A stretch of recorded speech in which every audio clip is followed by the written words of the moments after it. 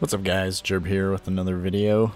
I've been sitting on this idea for a new kit for the Aliens Fireteam Elite. It's essentially a combination of Neil Blomkamp's Alien 5 design for Ripley with the xenomorph suit and an old Kenner toy called the ATAX disguise. And man, some of those old toys were ridiculous and awesome. I even recall as a kid they did not have the license for the likenesses and looked nothing like their film counterparts, but I still think they were cool anyways. I mean seriously, watch this commercial.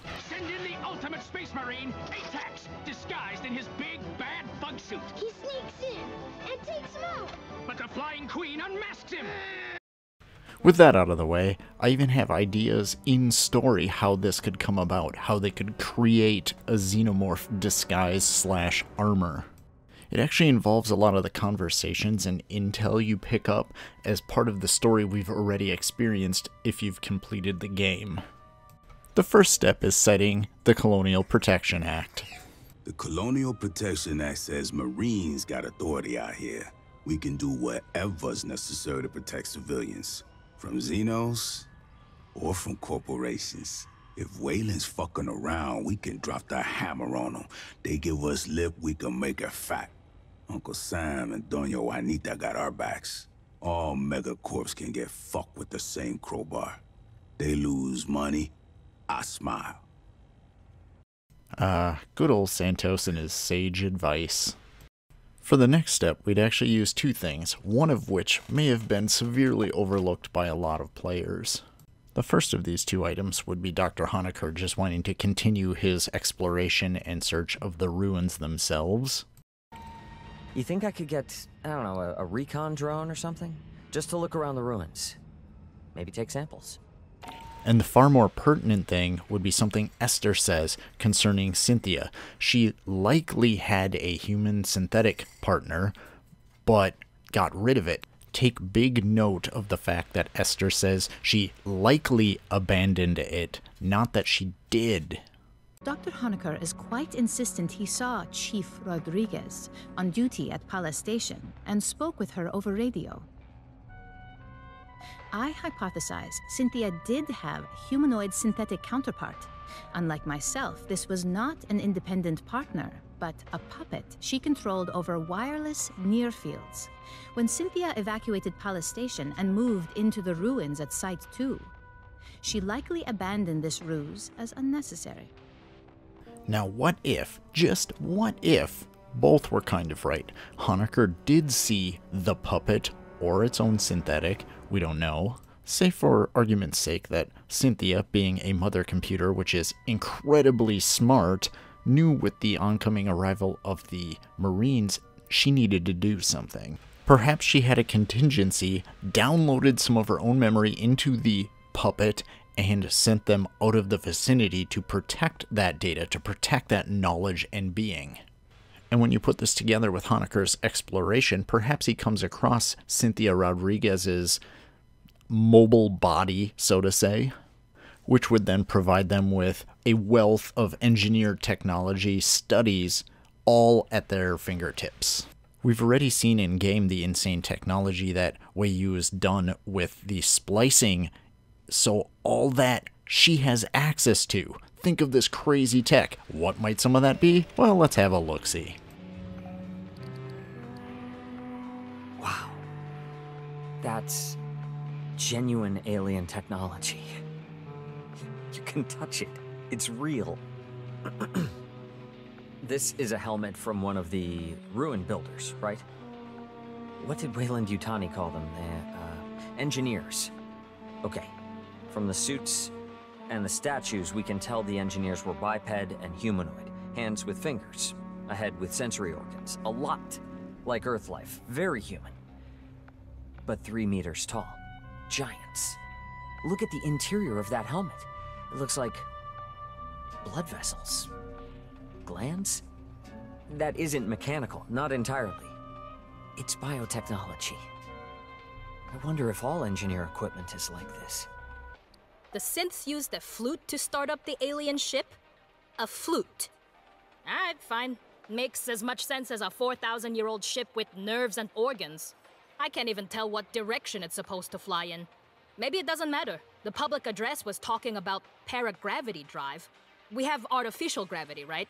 Scale up that tech, perfect it.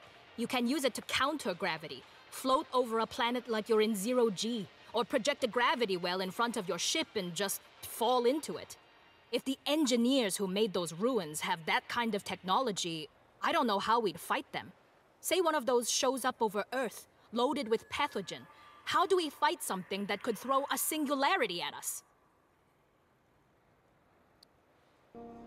So under the Colonial Protection Act, Esther Honecker and Cynthia could theoretically reverse engineer the engineered tech and then put that to good use with their xenomorph studies to create a wonderfully new xeno armor. But how would they make this, you ask? Well, don't we have something wonderful already in the game that can probably make this? Oh, thanks. I got distracted and left that out. I'll grab it later. Fulminium's a metamaterial, engineered in a lab for some specific combination of durability, friction, thermal tolerance, whatever. It's copyright and trademark of Armat Battlefield Systems, using their weapons along with a bunch of other materials, plastics, more conventional alloy powders. All that gets fed into Endeavor's fabricators. I load up a blueprint on the computer, press print, and in minutes you have a new weapon. Never fired, just for you. Nice, huh? For 200 years, the Corps has been trying to get our logistics to this point. Anything you want, I can make on demand for materials and bulk storage. Weapons, ammunition, maintenance parts, chow hall trays, anime figurines, whatever. But would such a fine, upstanding Marine like Sergeant Park do such a thing and help us on this mission? And I definitely don't have an unmonitored fabricator built out of spare parts stashed in a hold somewhere, because that would be wrong. Sweet, he's in. For skills, there might be a little more difficulty in narrowing this down, but first off, they'd have a much higher durability and a very high resistance to the acid blood splatters. For the active skills, one of them could be a Berserker 30 seconds of claw swipe attacks. And then for the last skill, another active skill, would be something to help with positioning for the melee attacks of the Berserk, which is, once again, based on something already in the game. Oh shit. Sorry, That's from one of the mutated Leon 895s. The things Herrera called stalkers.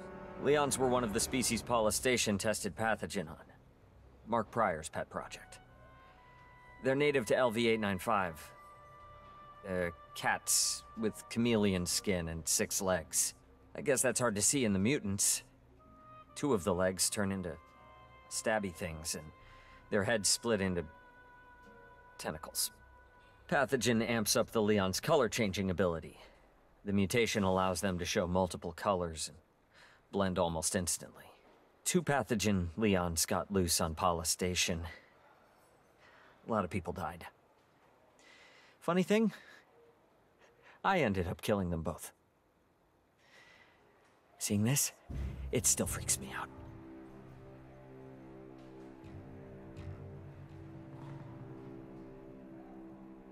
Hey, if you happen to acquire one of those color-changing cats from LV-895, let me know. There's a back-channel interest. All I need's a reliable supplier. The partner. You read me?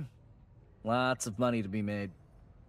I'd call it the Infiltrator kit, based on the novel's prologue to the game, and the fact it uses a cloaking device to, sneak in and slaughter some aliens, hopefully without them noticing right away. Well, that's about all I got for now, so like, comment, subscribe, or not, whatever, I don't care. Go slay some Xenos and have a good night.